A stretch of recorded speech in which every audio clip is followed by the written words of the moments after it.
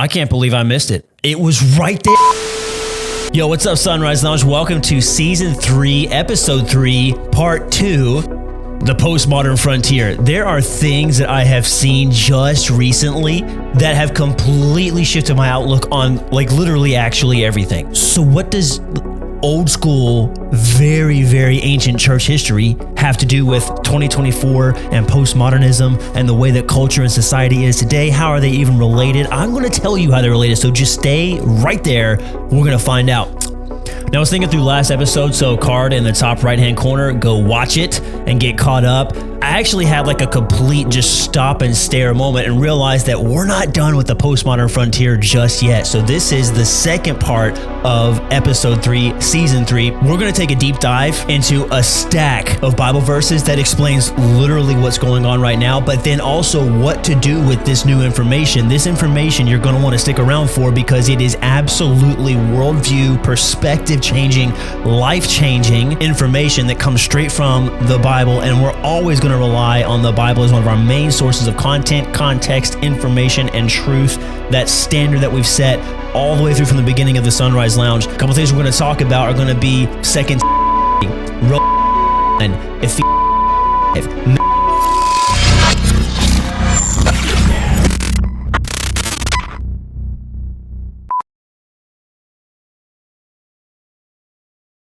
Oh, intro monologue notes. Here we go. So we're going to get into the Postmodern Frontier episode 3, part 2. Like it was content space so nice, I had to record it twice. Could we cut that? We'll let that one go. Just, yeah, this on cutting floor. Just, we'll get rid of that one. Let's not waste any more time. Let's go to work.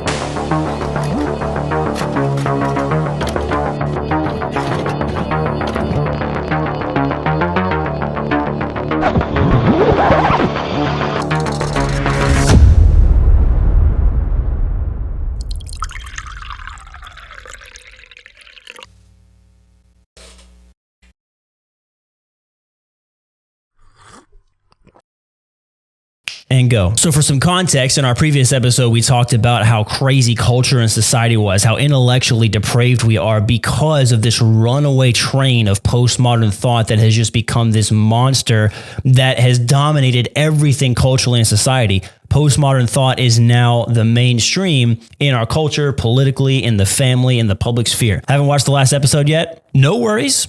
The best way to get content straight to your mobile or desktop device is to like and sub so the algorithm can suggest future videos to you by liking it. But then also if you sub and hit that bell icon, it shoots it straight to your device so you never miss an episode, which a lot of whoever aren't subbed and are watching the Sunrise Lounge. So anyway, all right, a lot of us remember the church was an absolute staple of life. Even when I was growing up in the 90s, it still felt that way. Being a Christian was as normal as apple pie and sunrises and white milk. My disappointment is immeasurable, and my day is ruined. So what happened? Christianity was so mainstream for centuries that it genuinely looked like the church was winning and things were good. I mean, we were accomplishing the mission set forth by God throughout the span of biblical history. And the church was involved in everything from benevolent charity and popular activism to aiding and abetting despotism and tyranny. And as a matter of fact, for 2+ centuries, we've been taught and convinced that the United States was founded as a nation because of people seeking religious freedom, which is actually crazy because many of the dudes that made such a strong move to separate from the United Kingdom or England at the time were Puritans, which looking back is one of the most restrictive versions of Christianity ever.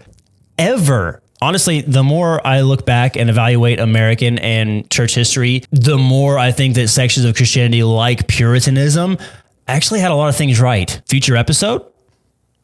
The captain is locked in. Come here.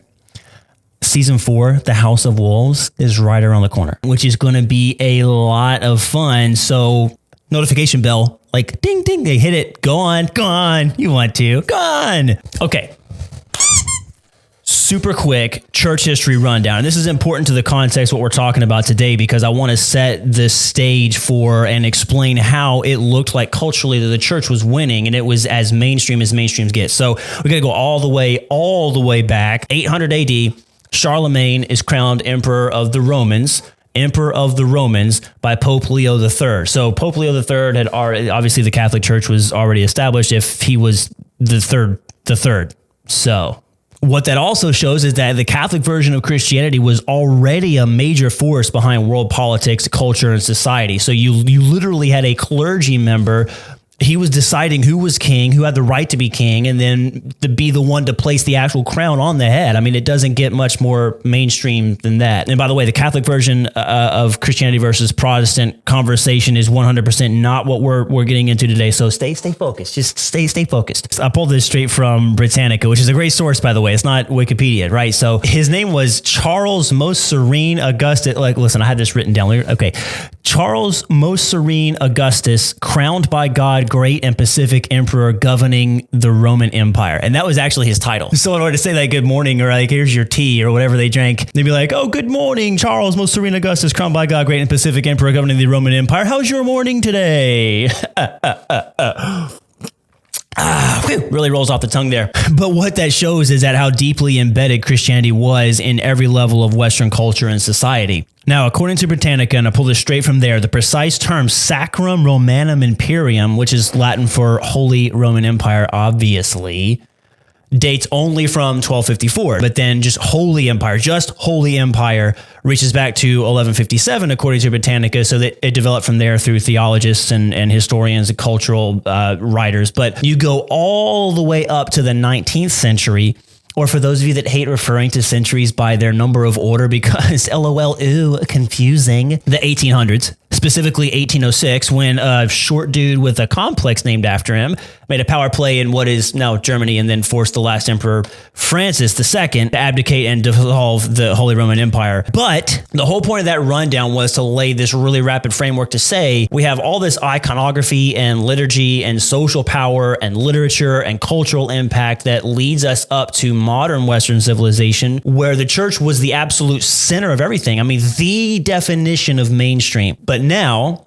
in this new century, especially post-1960s, it's pretty obvious that the church, Christianity, has become a cultural and political sideshow. It is extremely unpopular to have traditional values. And I mean, almost everything real or distorted that Christianity stands for is hated by at least the loudest voices in the public square. But honestly, there's just this common air of disdain for Christianity among the public sphere. And it goes back to that quick conversation we've had in previous episodes of the silent majority not being loud enough in the public sphere. So then the actual cultural overall perception of things is what the minority is saying loudly in the public sphere on social media and in traditional mainstream media. I mean, listen, on a good day, at the very least, Christian values are getting like dismissive eye rolling.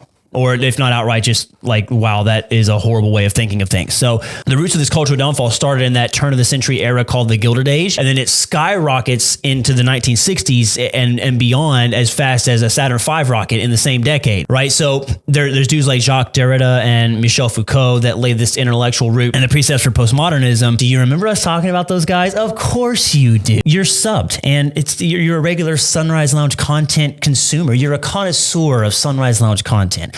And speaking of being a connoisseur of Sunrise Lounge content, Michel Foucault.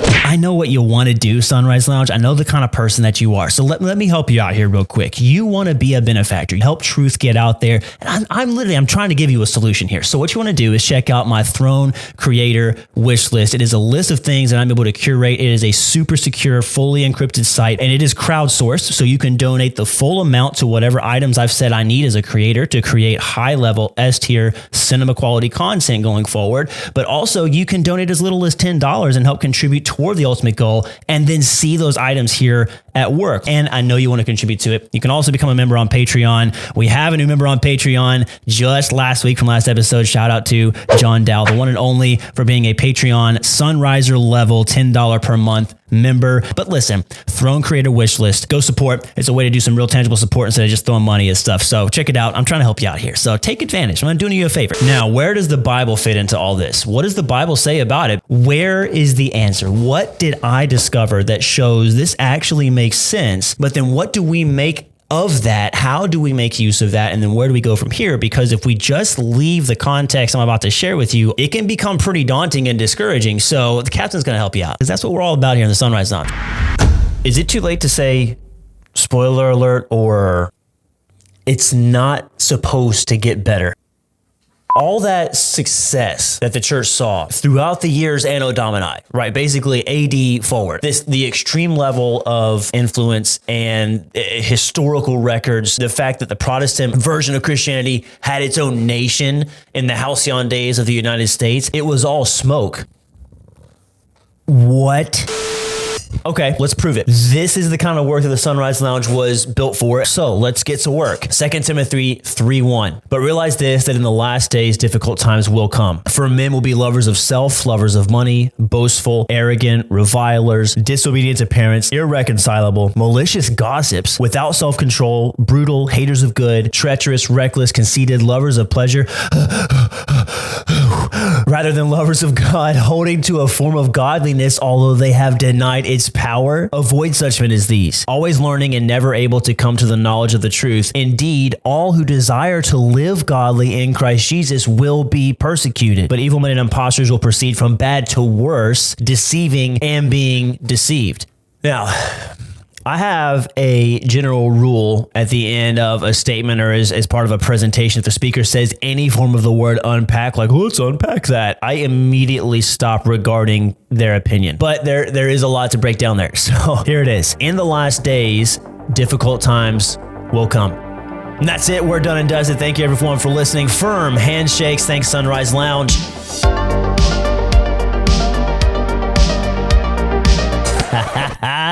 Gotcha. But seriously though, there it is. Everything else we work through starts from there. That's the proof that all that church success, as in the institution, not Christianity, was all smoke. So now, am I saying that any bit of advancement or success by Christianity is a total falsehood?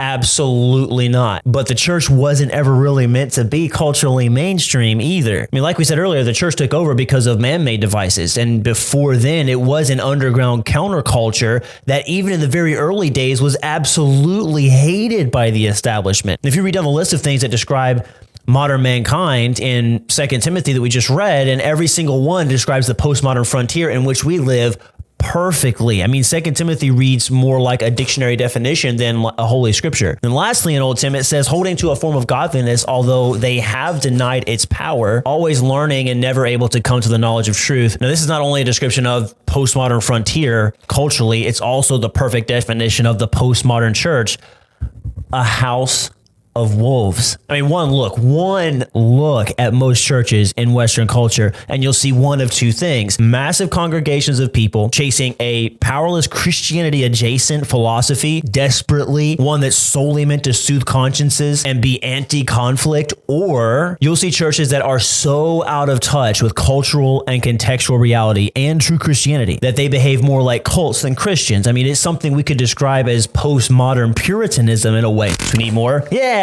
we do. Well, we've already floored it, so let's go. Okay, in Romans 1, here's what we see. They exchanged the truth of God for a lie and worshipped and served the creature rather than the creator. And for this reason, God gave them over to degrading passions, for their women exchanged the natural function for that which is unnatural. And the same way also, men abandoned the natural function of the woman and burned in their desire toward one another, men with men committing indecent acts and receiving in their own persons the due penalty of their error. God gave them over to a depraved mind. I mean, you've heard me call culture depravity and degeneracy. This is where a lot of that concept comes from. The crazy thing here between Tim and Romans, Paul is actually referencing the church and Christian adjacent ideology as much as he's referencing culture and society. I mean, like, it's no mistake that the House of Wolves season is coming right after the New Pioneers. I cannot wait. So what now? If it's not supposed to get better, what do we do? Well, Sunrise Lounge, that all depends on what we consider success. And it's beyond time that we reframe the finish line anyway. So the antidote is still the new pioneers. Ephesians 5 gives us the perfect framework, and here it is. Therefore, be careful how you walk, not as unwise men, but as wise, making the most of your time, because the days are evil. So then do not be foolish, but understand what the will of the Lord is. But what is that? What should we understand?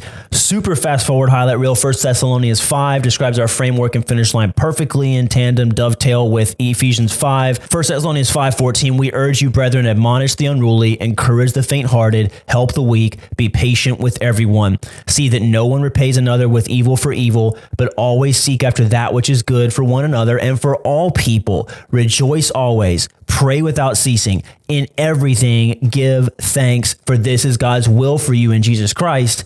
Fast forward, examine everything carefully, hold fast to that which is good. Abstain from every form of evil.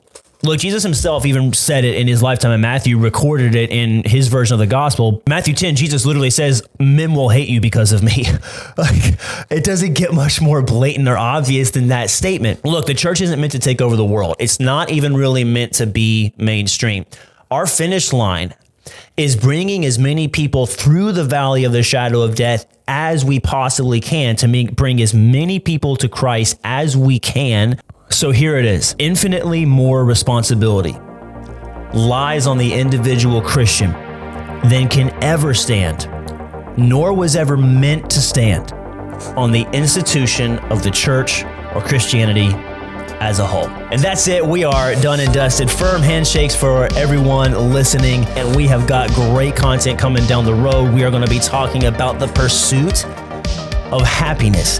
What does that really mean? And it actually ties into the work we just talked about at the end of this episode. So we love that. I mean, because listen, I'm so good at, of course, as always, you want to like, follow, sub, as we've mentioned before. You want to interact on Spotify, get down to the poll, the Q&A, and then I want you to comment down in the YouTube section. What is your favorite part of church history? Think back to anything like, oh, it was really cool that Martin Luther put the 99 Theses on the door in Germany, or whatever. So someone put that down there and I'll act like it was original. It's fine. But follow us on X, follow us on Patreon, follow us on Instagram. All the links are down there below. And then also you can check out the Throne Creator wish list if you want to support directly. Big salutes from the captain. Be patient, be genuine, be kind, and work hard. And that's it. We're done and dusted. Sunrise Lounge, as always. Pull up your hood, stay smart, and I will see you on the next one.